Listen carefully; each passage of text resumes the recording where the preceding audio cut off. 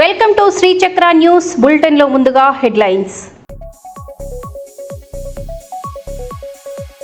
కరీంనగర్ జిల్లా హుజరాబాద్ అంబేద్కర్ చౌరస్తాలో డంపింగ్ యార్డుకు వ్యతిరేకంగా కొనసాగుతున్న నిరసన దీక్ష శిబిరంలో ఎమ్మెల్యే పాడి కౌశిక్ రెడ్డి. అక్రమాస్తుల కేసులో దేవాదాయ శాఖ అసిస్టెంట్ కమిషనర్ కలింగిరి శాంతిని అదుపులోకి తీసుకున్న ఏసీబీ అధికారులు.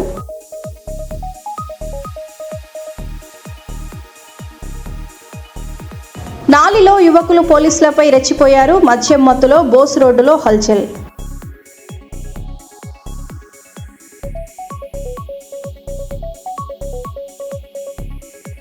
ఆంధ్ర ఒడిషా సరిహద్దుల్లో నాటుసారా తయారీ మరియు అమ్మకాలపై ఉమ్మడి దాడులు.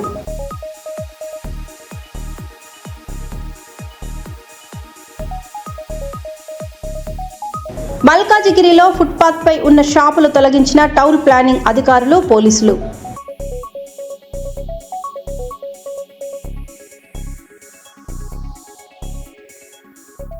ఇక వివరాల్లోకి వెళితే, ఉత్తరాఖండ్లోని హరిద్వార్లో గల గంగా బ్యారేజీపై de Havilland Canada DHC-6 twin otter విమానం సీప్లేన్గా మారి విజయవంతంగా గాల్లోకి ఎగిరింది. సాధారణ విమానానికి ఫ్లోట్లను అమర్చి నీటిపై నుంచి టేకాఫ్, ల్యాండింగ్ చేసేలా దీన్ని రూపొందించారు.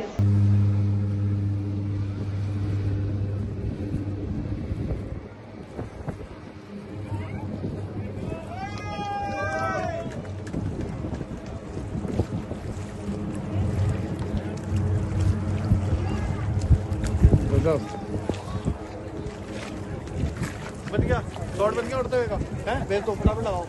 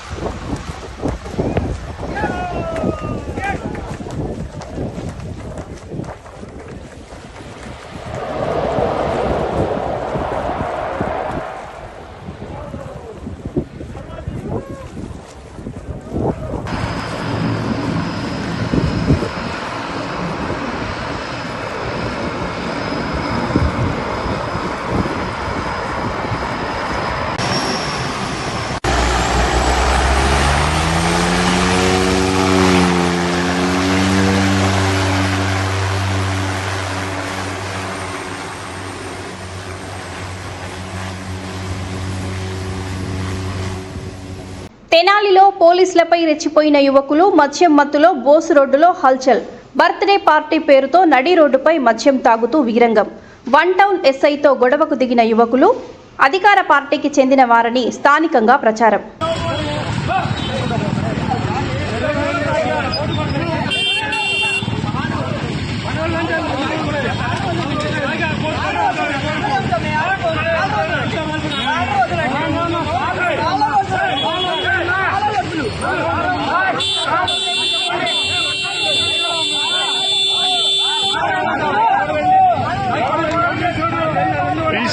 PCR calling Venus Point.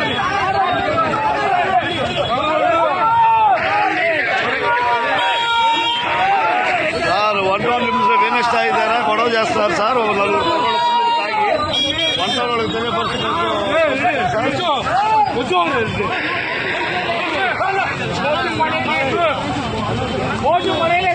సరే పడే పోతే వెళ్ళబాయ్. ఓకే పడే పోతే. రాష్ట్రంలో విద్యుత్ శాఖలో పనిచేస్తున్న సుమారు 20,000 మంది కార్మికులు నిరవధిక సమ్మెలోకి వెళ్లారు. IFTU ఈ సమ్మెకు మద్దతు ప్రకటించింది. గోదావరి ఖనిలో జరిగిన సమావేశంలో నేతలు మాట్లాడుతూ కార్మికుల న్యాయమైన డిమాండ్లను ప్రభుత్వం వెంటనే పరిష్కరించాలని డిమాండ్ చేశారు. అధికారుల నిర్లక్ష్యమే సమ్మెకు కారణమని ఆరోపించారు. ఈ కార్యక్రమంలో IFTU జిల్లా నాయకులు A. Venkanna, E. Naresh, B. Ashok, I. Rajesham, S. Rajanna, Prem Kumar తదితరులు పాల్గొన్నారు.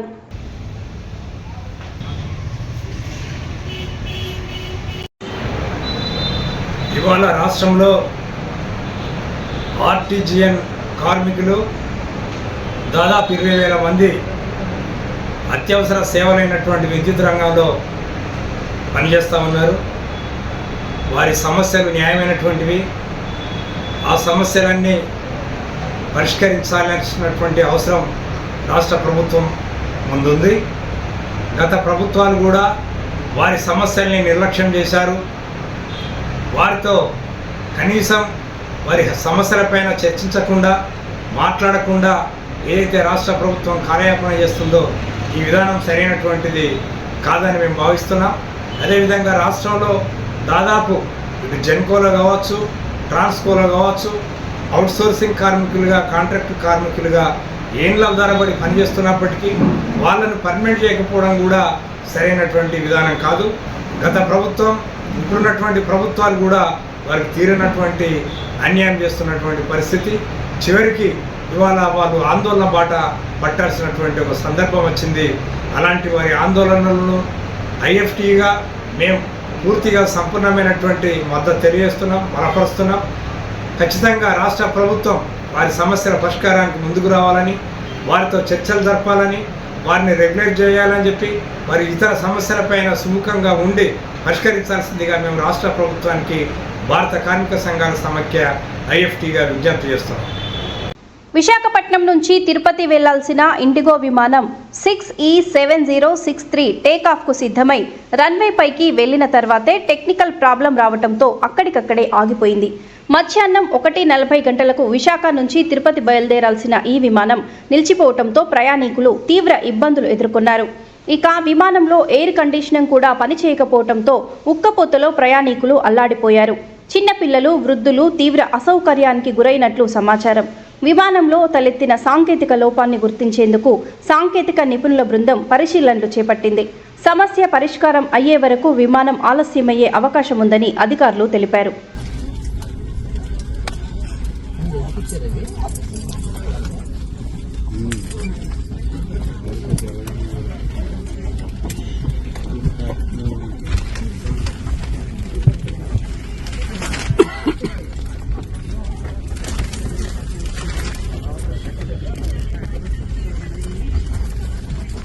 కేంద్ర ప్రభుత్వం తీసుకొచ్చిన కార్మిక వ్యతిరేక 4 లేబర్ కోడులను రద్దు చేసే వరకు పోరాటం కొనసాగిస్తామని ఏప్రిల్ 8న ప్రతిజ్ఞ దినంగా పాటించాలని భారత కార్మిక సంఘాల సమాఖ్య జాతీయ కమిటీ పిలుపు మేరకు GDK2A గని వద్ద కార్మికులు నల్ల బ్యాడ్జీలు ధరించి లేబర్ కోడుల రద్దు అయ్యే వరకు నిరంతర పోరాటం కొనసాగిస్తామని ప్రతిజ్ఞ చేశారు. అలాగే గోదావరి ఖనిపై పైలాన్ చౌరస్తా వద్ద IFTU జిల్లా కమిటీ ఆధ్వర్యంలో నల్ల జెండాలతో నిరసన తెలుపుతూ 4 లేబర్ కోడులను రద్దు చేయాలని నిరంతరం పోరాటాన్ని కొనసాగిస్తామని ప్రతిజ్ఞ చేయడం జరిగింది. ఈ సందర్భంగా IFTU రాష్ట్ర అధ్యక్షులు ఐ కృష్ణ, జిల్లా అధ్యక్షులు ఈ నరేష్ మాట్లాడారు. ఈ కార్యక్రమంలో IFTU జిల్లా అధ్యక్షులు ఈ నరేష్, ప్రధాన కార్యదర్శి బి అశోక్, నాయకులు Edunuri Ramakrishna, I Rajesham, M Durgaiah, P Mondaiah, S Prasad, Pogula Shekar, K Yellaiah, MD Yusuf, Edla Ravikumar పాల్గొన్నారు. కేంద్ర ప్రభుత్వం తీసుకొచ్చిన 4 లేబర్ కోడ్స్ కార్మిక వర్గానికి ఉరితాళ్ళ లాంటివని మేము భావిస్తున్నాం. పాత కార్మిక చట్టాలు కొనసాగించాలని కార్మిక సంఘాలు కార్మికులు డిమాండ్ చేస్తున్నప్పటికీ ప్రభుత్వాలు వినిపించుకోవడం లేదు. పాత చట్టాలు కొనసాగించాలని ఈ లేబర్ కోడ్స్ ను రద్దు చేయాలని, రద్దు చేసేంత వరకు పోరాడతామని ప్రతిజ్ఞ చేస్తున్నాం. కార్మికుల ఐక్యత, కార్మికుల ఐక్యత.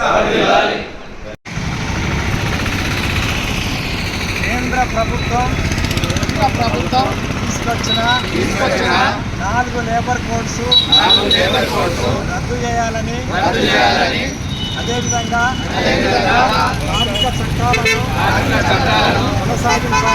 కొనసాగించాలని దేశంలో కార్మిక వర్గ హక్కులపై బీజేపీ ప్రభుత్వం చేస్తున్న దాడిని తిప్పికొడదామని 4 లేబర్ కోడ్స్ ను రద్దు చేయాలి. 4 లేబర్ కోడ్లను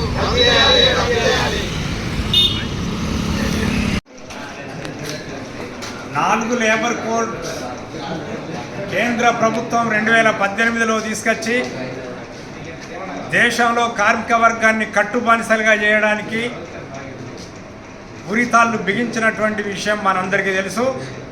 5 సంవత్సరాల నుంచి కూడా మనం ఈ 4 లేబర్ కోడ్స్ రద్దు చేయాలని చెప్పి దేశవ్యాప్తంగా పోరాడుతున్నప్పటికీ కేంద్రంలో అధికారంలో ఉన్నటువంటి మోడీ ప్రభుత్వం రద్దు చేయడం లేదు.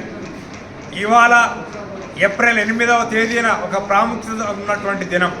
ఇవాళ కామ్రేడ్స్ షాహిద్ భగత్ సింగ్, బట్కేశ్వర్ దత్తులు 1924లో నాటి బ్రిటిష్ ప్రభుత్వం అసెంబ్లీ పైన బాంబులు విసిరి నిరసన తెలియజేసినటువంటి విషయం. ఎందుకంటే ఆ రోజు public security bill, trade union bill తీసుకురావడం ద్వారా, డిస్ప్యూట్ బిల్లు తీసుకురావడం ద్వారా ఇది కార్మిక వర్గానికి వ్యతిరేకమైందని చెప్పి వాళ్ళు ఆ రోజు నిరసన తెలియజేశారు. ఇవాళ ఆ ప్రభుత్వానికి, ఇవాళ కేంద్రంలో ఉన్నటువంటి ప్రభుత్వానికి ఎలాంటి తేడా లేదనేటువంటి విషయాన్ని మనం గమనంలోకి ఉంచుకోవాలి.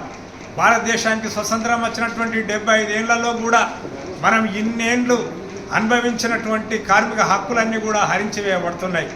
29 చట్టాలని రద్దు చేసి 4 లేబర్ కోడ్స్ తీసుకురావడం ద్వారా ఈ దేశంలో ఉన్నటువంటి బడా పెట్టుబడిదారి వర్గానికి సేవ చేయడమే మా లక్ష్యమని ఇవాళ కేంద్ర ప్రభుత్వం రుజువు చేసుకుంటుంది. కనుక ఆనాటి ప్రభుత్వానికి ఈనాటి ప్రభుత్వానికి ఎలాంటి తేడా లేదనేది కార్మిక వర్గం గుర్తించాలి. ఈ 4 లేబర్ కోడ్స్ల అధ్యయంత వరకు ఆ అమరుల యొక్క స్ఫూర్తితోని ఏదైతే ఏప్రిల్ 8, 1924లో భగత్ సింగ్ అదేవిధంగా బట్కేశ్వర్ దత్తులు ఇచ్చినటువంటి స్ఫూర్తితోని మనం పోరాడదాం. ఈ 4 లేబర్ కోడ్స్ను అధ్యయంత వరకు కూడా కార్మికులందరిగా వీటిని మనం పోరాడి వీటిని రద్దు చేసేంత వరకు కూడా ఐక్యంగా ఉద్యమించాలని ఈ సందర్భంగా నేను కార్మిక వర్గానికి విజ్ఞప్తి చేస్తున్నాను. ఈరోజు భారత కార్మిక సంఘాల సమైక్య ఐఎఫ్టియు జాతీయ కమిటీ ఇచ్చిన పిలుపులో భాగంగా గోదావరిఖని పైలాన్ చౌరస్తా వద్ద ఐఎఫ్టియు జిల్లా కమిటీ ఆధ్వర్యంలో 4 లేబర్ కోడ్లను రద్దు చేయాలని చెప్పి డిమాండ్ చేస్తూ ఇవాళ నిరసన ప్రతిజ్ఞ చేయడం అనేది జరిగింది. ఇవాళ నరేంద్ర మోడీ ప్రభుత్వం మరి అనేకమైనటువంటి కార్మిక వ్యతిరేక విధానాలకు పాల్పడుతూ 29 కార్మిక చట్టాలను 4 లేబర్ కోడ్లుగా మార్చి కార్మికులను కట్టుబానిసలుగా చేసే ఒక పరిస్థితికి తీసుకురావడం అనేది జరుగుతూ ఉంది. కాబట్టి ఈ విధానాన్ని వెంటనే మానుకోవాలని చెప్పి ఈ సందర్భంగా మోడీ ప్రభుత్వాన్ని హెచ్చరిస్తూ ఉన్నాం.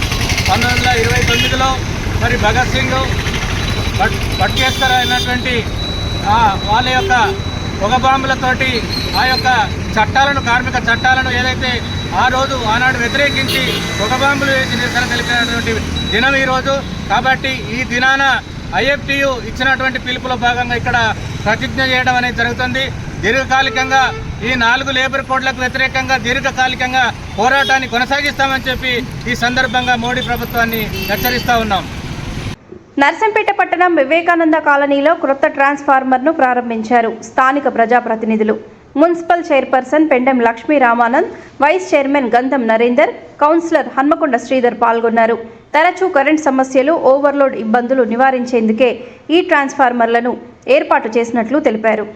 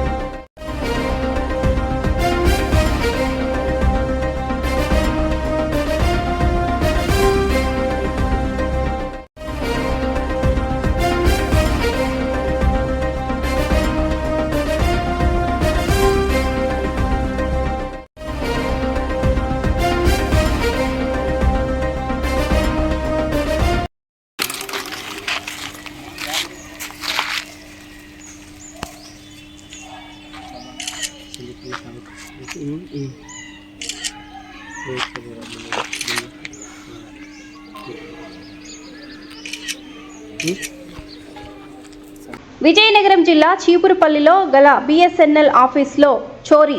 అయితే ఈ చోరీలో ఒకరు మేజర్, అందరూ మైనర్లు పాల్గొనడం ఆశ్చర్యకరం కలిగిస్తుంది. ఈ నెల 7వ తారీఖు సోమవారం అర్ధరాత్రి 4 దొంగలు బిఎస్ఎన్ఎల్లో గల ఛార్జింగ్ బ్యాటరీలు మరియు 100 కిలోమీటర్ల కాపర్ వైర్లు దొంగలించారని చీపురుపల్లి పోలీస్ స్టేషన్లో బిఎస్ఎన్ఎల్ అధికారులు కంప్లైంట్ ఇచ్చారు.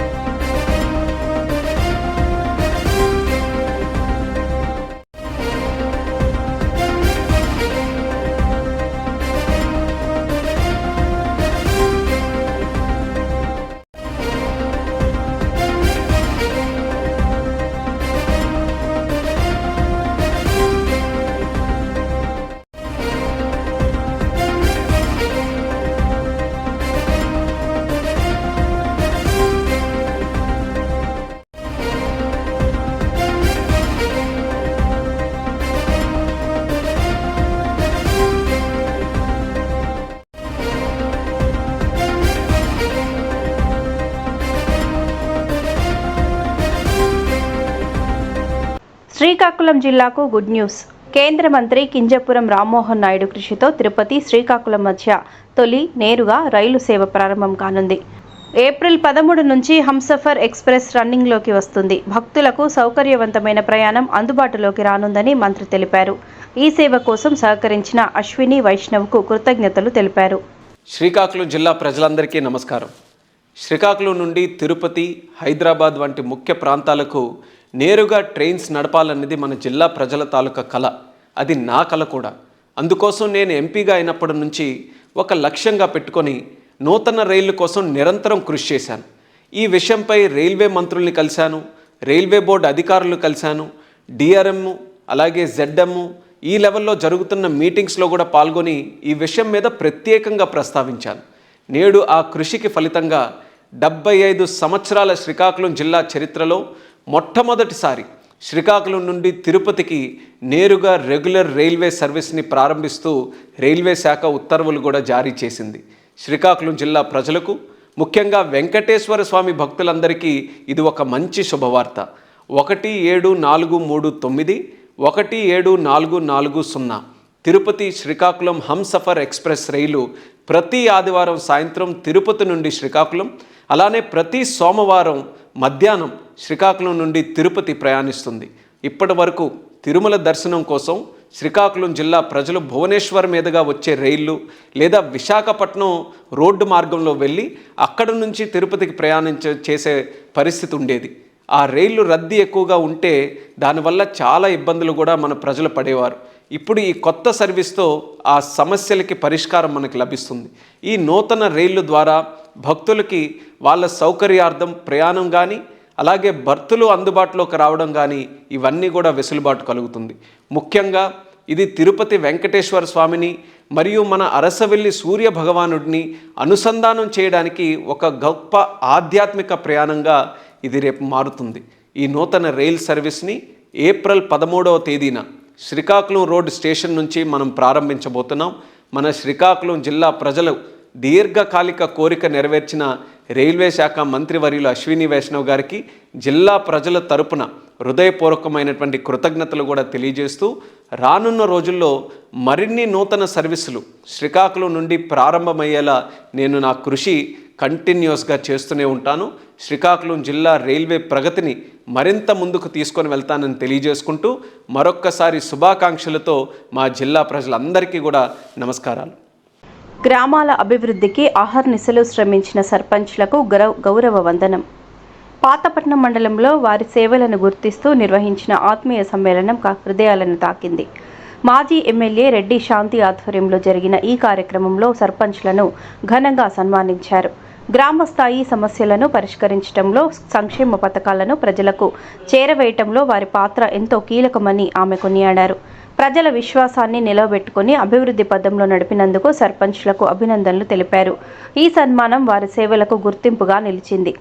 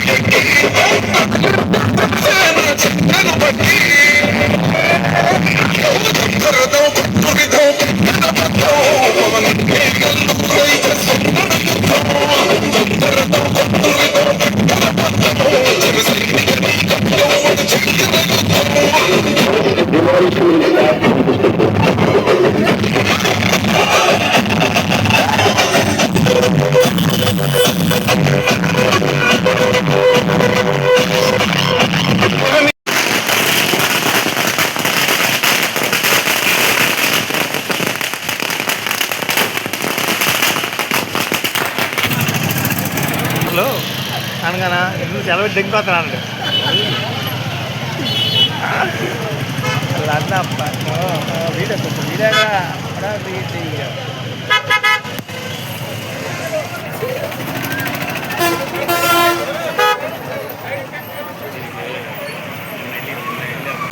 ఆంధ్ర, ఒడిశా సరిహద్దులో నాటుసారాపై సంయుక్త దాడులు నిర్వహించారు ఎక్సైజ్ అధికారులు. శ్రీకాకుళం, ఒడిశా బృందాలు కలిసి పలు గ్రామాల్లో సోదాలు చేపట్టాయి. సుమారు 10,500 లీటర్ల మొహావా పూటను ధ్వంసం చేసి 1,080 లీటర్ల నాటుసారాను స్వాధీనం చేసుకున్నారు. 3 కేసులు నమోదు చేసినట్లు అధికారులు తెలిపారు. మరిన్ని దాడులు కొనసాగుతాయని హెచ్చరించారు.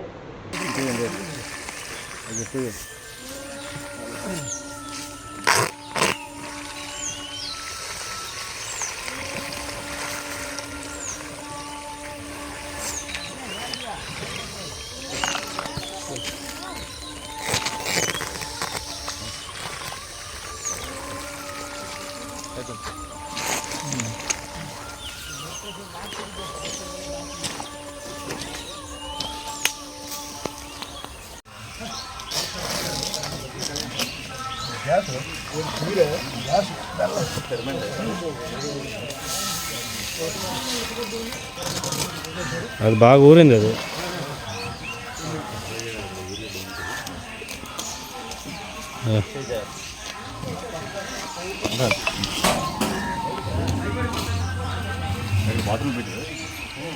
బాత్రూమ్ సైడ్ పెట్టాడు సార్.